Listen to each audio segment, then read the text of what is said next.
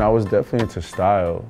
You know, I was probably as soon as I came to the country, like 2 years after, like when I was 7, I would wear black a lot, like black jeans, black, actually kind of like what I have right now, like a black crew neck.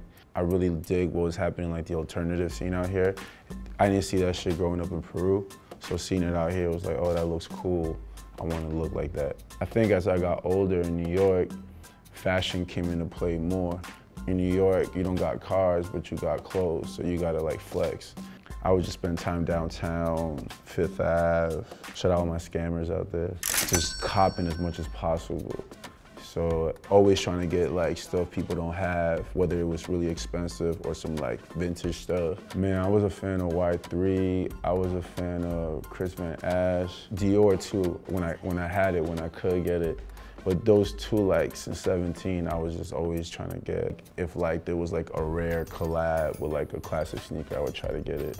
I only waited outside for one pair of sneakers, and those were the Spizikes. I kind of regret it a little bit because I thought it was a one-time thing, and then when I saw they came out with all the colorways, I was like, damn, bro, like, play me. I think kids get played all the time, honestly. But yeah, I got played for those. The SBs, I had the De La Soul ones, I had the Paris Dunks, Tiffany's. That was some real Spanish shit too, the SBs, especially uptown, all my uptown people in New York, you know, like, it was all about who had the SBs. You know, New York's like the mecca of trends, kind of. So like, Peru, like a lot of other smaller countries, like, they're not as in tune with what's trending at the moment. They're still listening to Eminem, like, it just came out.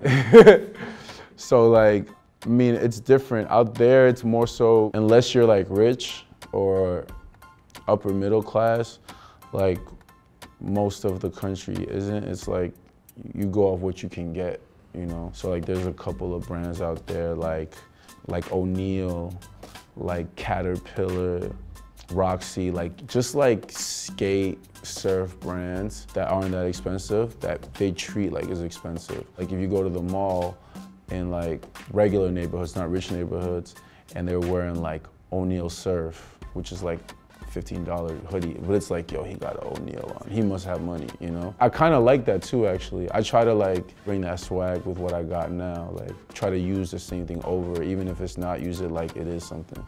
Now the way I dress has to do with how my life is as opposed to like how I flex. So I have a lot of these bags. This one I got in Argentina. I was just there about a month ago, and it got the Ghazi green, so I had to cop. I got like 30 of these bags. They're like tribal, indigenous bags from the Andes Mountains. So there's a lot of tribes in the Andes Mountains throughout South America. It's cool because like my grandmother she used to knit these all the time. And she still knits them actually. And she's blind, she'll just knit them like this and talk. I mean, it's nostalgic purposes again. You know, it always reminds me of where I'm from.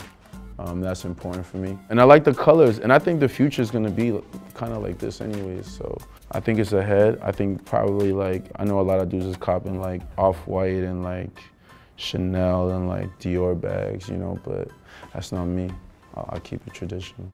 What up, squad? I hope you enjoyed the video. If you did, you can hit the subscribe button. You can also follow us on Twitter and Instagram by clicking the links below. Until next time, thanks for watching All Def Music.